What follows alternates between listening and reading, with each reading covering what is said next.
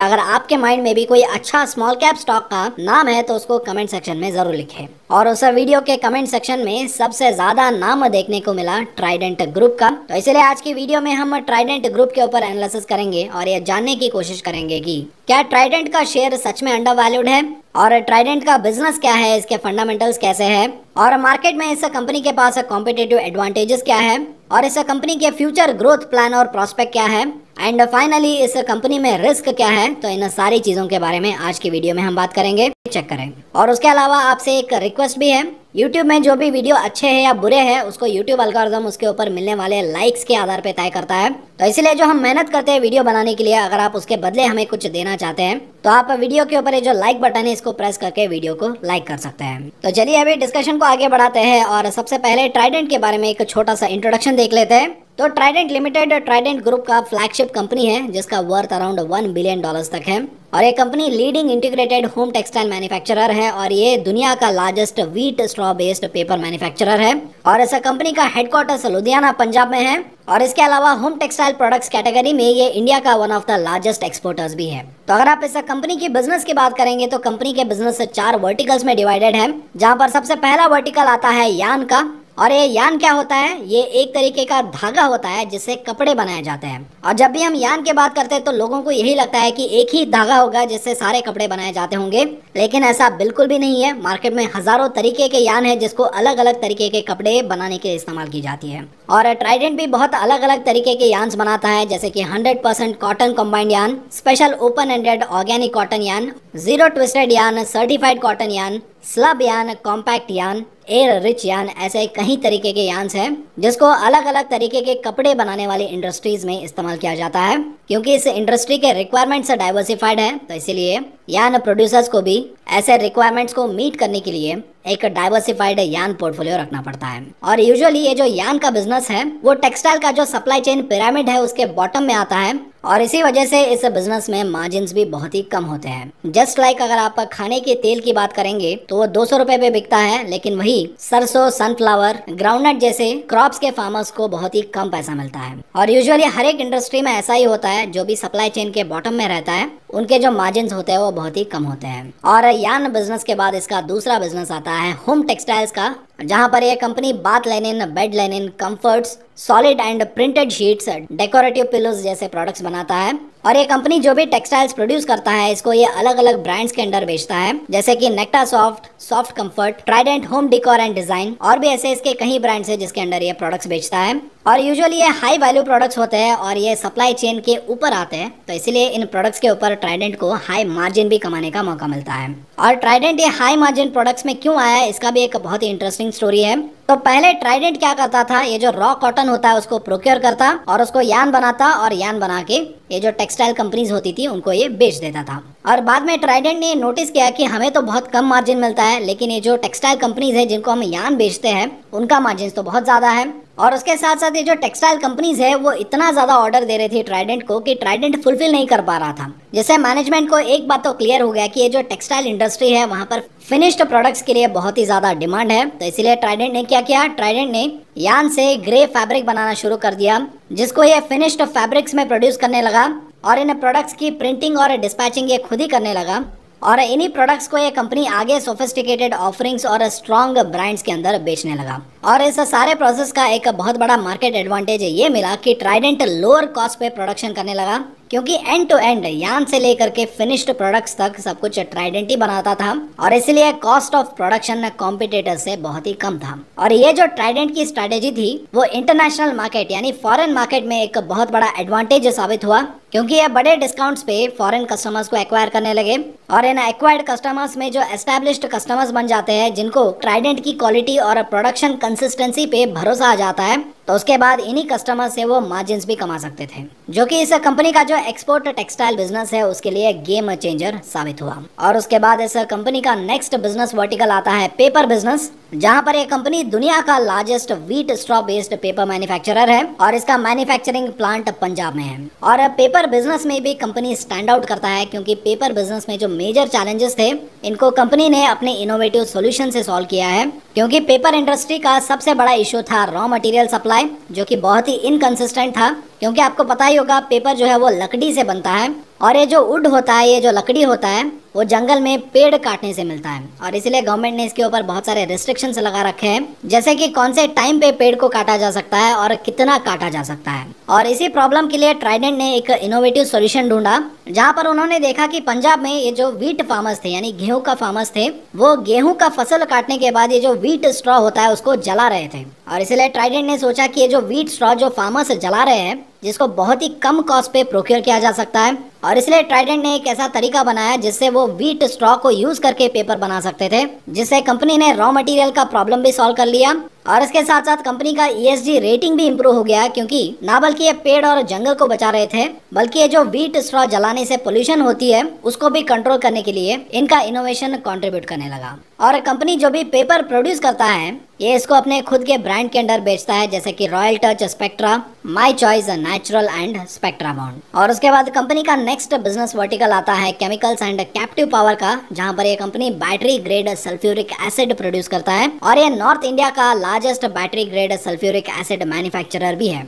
हालांकि ये बिजनेस अभी एक नेसेंट स्टेज में है, लेकिन इस बिजनेस से उतना ज्यादा एक्सपेक्ट किया नहीं जा सकता है, क्योंकि ये जो सल्फ्यूरिक एसिड है ये एक मास प्रोडक्शन प्रोडक्ट है, क्योंकि इसको बहुत सारे इंडस्ट्रीज में वाइडली यूज किया जाता है और यूजुअली ये जो मास प्रोड्यूस्ड केमिकल्स होती है, उन केमिकल्स के ऊपर कंपनीज को बहुत ही कम मार्जिन मिलता है। तो ये है कंपनी के अलग अलग बिजनेस वर्टिकल्स। तो चलिए अभी बात करते हैं कंपनी के रेवेन्यू सेग्रीगेशन के बारे में। तो ये कंपनी अपने होम टेक्सटाइल बिजनेस से अराउंड 54% ऑफ द रेवेन्यू कमाता है, यार्न के बिजनेस से 26% of the revenue and paper and chemical business से अराउंड 20% ऑफ द रेवेन्यू कमाता है। तो आप ऐसा मान सकते हैं कि ज्यादा से ज्यादा इसका जो बिजनेस है वो होम टेक्सटाइल प्रोडक्ट से आता है, जो कि हाई मार्जिन बिजनेस है, जहां पर इनका ज्यादा से ज्यादा बिजनेस एक्सपोर्ट से आता है। तो वही अगर आप कंपनी के एक्सपोर्ट और डोमेस्टिक सेल्स डेटा देखें तो कंपनी एक्सपोर्ट से अराउंड 68% ऑफ द रेवेन्यू कमाता है और 32% ऑफ द रेवेन्यू ये अपने डोमेस्टिक मार्केट यानी इंडिया में कमाता है। तो वही अगर आप कंपनी के प्राइस चार्ट देखेंगे तो लास्ट 5 इयर्स में कंपनी ने अराउंड 332% का रिटर्न्स डिलीवर किया है इन्वेस्टर्स को, जहां पर इसने 3.05 रुपीज का लो भी बनाया था और 22.65 रुपीज का हाई भी बनाया है, यानी इसका जो अभी करंट मार्केट प्राइस है वो इसके 5 इयर्स का जो हाई प्राइस है उसके आसपास ट्रेड कर रहा है। और वही अगर आप कंपनी के प्रो इन्वेस्टमेंट चेकलिस्ट देखेंगे तो डिफॉल्ट प्रोबेबिलिटी यहाँ पर बहुत ही लो है, क्योंकि कंपनी के फाइनेंशियल्स और फंडामेंटल स्ट्रांग है, क्वालिटी चेक्स में टॉप परफॉर्मर है और वही ग्रोथ स्कोर में इसका जो परफॉर्मेंस है वो अभी पुअर बताया जा रहा है। ग्रोथ स्कोर क्यों पुअर है अभी हम कुछ ही टाइम में उसको भी देखेंगे। और वही अगर आप कंपनी के मार्केट कैप की बात करेंगे तो कंपनी एक स्मॉल कैप कंपनी है, जिसका मार्केट कैप अराउंड 10,316 करोड़ के आसपास है और यह मार्केट कैप के रैंकिंग के हिसाब से कंपनी अराउंड 319th पोजीशन पे आता है। और वही अगर आप इस कंपनी के की मैट्रिसेस देखें तो कंपनी का जो प्राइस टू अर्निंग्स रेशियो है वो अराउंड 33.89 के आसपास है और इस कंपनी का जो प्राइस टू बुक रेशियो है वो अराउंड 3.1 के आसपास है। और हाँ, मुझे टिकट टेप के कुछ डिस्काउंट कूपन्स मिले हैं। अगर आप इन केस टिकट टेप का प्रो मेंबरशिप लेना चाह रहे हैं तो आप वीडियो के डिस्क्रिप्शन जाके चेक कीजिए, वहां पर आपको ये डिस्काउंट कूपन्स मिल जाएंगे एंड आई थिंक ये डिस्काउंट कूपन्स 31 अगस्त तक अप्लीकेबल है। और वही अगर आप कंपनी के डेट की बात करें तो 5 साल पहले इस कंपनी के ऊपर 3,503 करोड़ का डेट बर्डन था और 3 साल पहले ये रिड्यूस होके 2,798 करोड़ हो गया और प्रेजेंटली इसका जो डेट है वो और ज्यादा रिड्यूस होके 1,562 करोड़ के आसपास है। और ये जो डेट बर्डन कम हुआ है ये मैनेजमेंट का एक कॉन्शियस एक्शन था, जिसके बारे में मैनेजमेंट ने अपने एनुअल रिपोर्ट में भी बताया है। और मैनेजमेंट कॉन्शियसली अगर डेट को रिड्यूस कर रहा है तो वो अच्छी बात है कंपनी के लिए भी और इन्वेस्टर्स के लिए भी। और डेट बर्डन कम करने के साथ साथ कंपनी डिविडेंड भी देता है इन्वेस्टर्स को, जिसका डिविडेंड यील्ड अराउंड 1.74% है। यानी अगर आपने ट्राइडेंट के शेयर में 100 रुपए इन्वेस्ट किया तो उस 100 रुपए के ऊपर आपको 1.7% का रिटर्न से सिर्फ डिविडेंड से ही मिल जाएगा। और उसके बाद अभी देखते हैं कंपनी का प्रॉफिट एंड लॉस स्टेटमेंट। तो यहाँ पर मैंने 2017 से लेकर के ट्रेलिंग 12 मंथ्स तक का डेटा डिस्प्ले किया है। तो यहाँ पर आप देख सकते हैं कंपनी का सेल्स और कंपनी का नेट प्रॉफिट दोनों लास्ट 5 इयर्स में कंसिस्टेंट तो है, लेकिन यहाँ पर कंसिस्टेंट ग्रोथ नहीं दिखाई दे रहा है।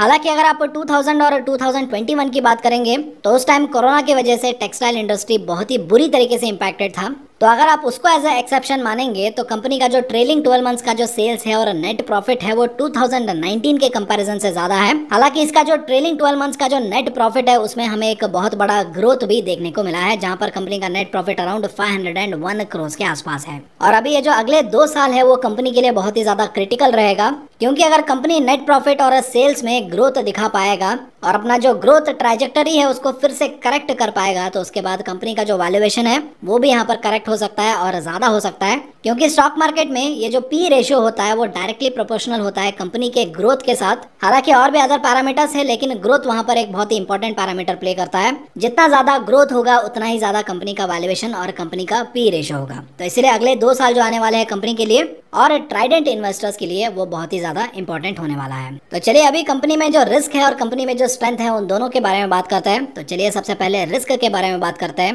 तो जैसा कि आपने देखा था कुछ टाइम पहले, कंपनी का जो मेजॉरिटी रेवेन्यू है वो टेक्सटाइल बिजनेस से आता है और इंडिया में यूजुअली टेक्सटाइल कंपनीज जो होती है वो मीडियम वैल्यूएशन के कैटेगरी में आता है। यानी फ्यूचर में कंपनी का जो प्राइस टू अर्निंग्स रेशियो है या वैल्यूएशन है उसमें ड्रास्टिक इंक्रीमेंट देखने की चांसेस कम है। यानी अगर कंपनी का शेयर प्राइस ग्रो करना है तो वो अर्निंग्स पर शेयर के दम पे इसको करना पड़ेगा। क्योंकि किसी भी कंपनी का करंट शेयर प्राइस क्या होता है, अर्निंग्स पर share multiplied by price to earnings ratio. यानी अगर कंपनी का शेयर प्राइस बढ़ना है तो प्राइस टू अर्निंग्स रेशियो बढ़ना पड़ेगा, नहीं तो अर्निंग्स पर शेयर बढ़ना पड़ेगा। और ट्राइडेंट के केस में ये इंडस्ट्री एक मीडियम वैल्यूएशन इंडस्ट्री पे आता है, तो इसलिए यहाँ पर प्राइस टू अर्निंग्स रेशियो पे उतना ज्यादा उम्मीद नहीं है और इसीलिए कंपनी को अपना वैल्यूएशन और अपना जो शेयर प्राइस है उसको इंक्रीज करने के लिए अर्निंग्स पर शेयर पे ही ज्यादा फोकस करना पड़ेगा। यानी कंपनी का जो नेट प्रॉफिट है उसका ग्रोथ कंपनी के लिए बहुत ही क्रूशियल बन जाता है। और इसका दूसरा रिस्क क्या है, ये कंपनी एक लो प्राइस्ड स्टॉक है और ऐसे स्टॉक्स में वॉलेटिलिटी और फ्लक्चुएशंस के चांसेस ज्यादा हो जाते हैं। क्योंकि अगर अच्छा न्यूज आए तो अपर सर्किट, बुरा न्यूज आए तो लोअर सर्किट, ऐसी चीजें यहाँ पर देखने को मिल सकता है। और इसीलिए अगर कोई ट्राइडेंट के अर्निंग्स को देख करके इसके ऊपर लॉन्ग टर्म के लिए इन्वेस्ट करना चाहता है तो वो इसके बारे में सोच सकते हैं। लेकिन अगर कोई इसमें शॉर्ट टर्म में इन्वेस्ट करना चाहता है या मीडियम टर्म में इन्वेस्ट करना चाहता है तो ये स्टॉक उनके लिए उतना ज्यादा सूटेबल नहीं हो सकता है। तो वही अगर आप कंपनी के स्ट्रेंथ की बात करें तो कंपनी का जो फाइनेंशियल्स है वो स्ट्रॉन्ग एंड स्टेबल है और कंपनी जो है अपना जो डेट है उसको ईयर ऑन ईयर बेसिस पे रिड्यूस कर रहा है। कंपनी का जो ब्रांड वैल्यू है वो बहुत ही स्ट्रांगली इंक्रीज हो रहा है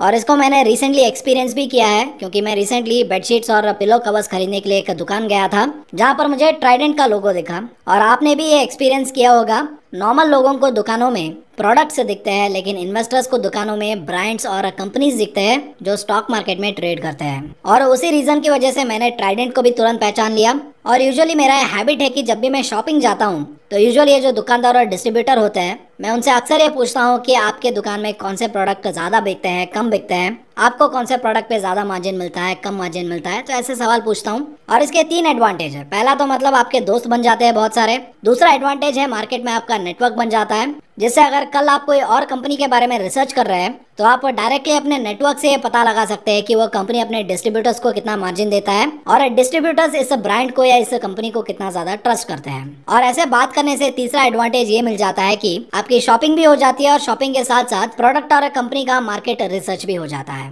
और जब मैंने उस दुकानदार से ट्राइडेंट के बारे में पूछा तो उसने बताया कि पहले वो रेमंड के जो बेडशीट्स और पिलो कवर्स होते हैं उनको बेचने के लिए प्रेफर करते थे, लेकिन आजकल वो ट्राइडेंट को प्रेफर कर रहे हैं क्योंकि ट्राइडेंट अपने डिस्ट्रीब्यूटर्स को मार्जिन भी ज्यादा देता है और इसका जो रिटेल प्राइस है वो भी कॉम्पिटिटिव है और उसके साथ साथ ट्राइडेंट के जो प्रोडक्ट क्वालिटी है वो भी बहुत बढ़िया है, जिससे डिस्ट्रीब्यूटर का रेपुटेशन भी अच्छा होता है। और उसके बाद मैंने भी ट्राइडेंट के जो बेडशीट्स और पिलो कवर्स है उनको यूज किया है and the product quality is really good, उसमें कोई प्रॉब्लम नहीं है। एंड बाई चांस अगर आपने भी ट्राइडेंट के प्रोडक्ट्स इस्तेमाल किया है तो उसको कमेंट सेक्शन में जरूर बताएं।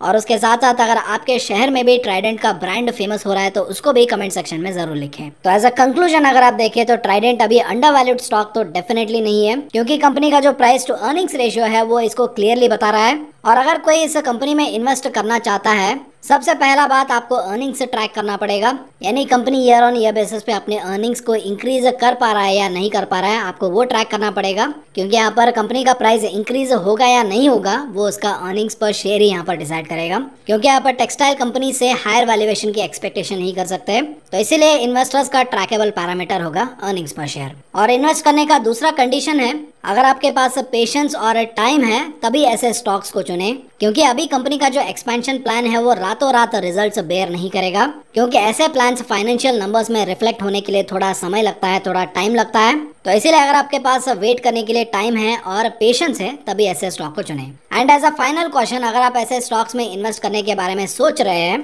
तो ऐसे स्टॉक्स में उतना ही पैसा इन्वेस्ट करें जितना आप इन्वेस्ट करके लॉन्ग टर्म के लिए भूल सकते हैं। उतना ही पैसा ऐसे स्टॉक्स में इन्वेस्ट करें। तो आई होप आज की वीडियो आपको पसंद आया होगा, और अगर वीडियो पसंद आए तो वीडियो के ऊपर जो लाइक बटन है उसको प्रेस करके वीडियो को लाइक जरूर कर ले। और उसके साथ साथ अगर आपको कोई स्पेसिफिक कंपनी के ऊपर वीडियो चाहिए तो उसको कमेंट सेक्शन में जरूर लिखें। अगर ज्यादा कमेंट्स आएंगे तो हम उसके ऊपर वीडियो बनाने की पूरी कोशिश करेंगे। तो आई होप आज की वीडियो से आपने जरूर कुछ ना कुछ सीखा होगा, और मेक श्योर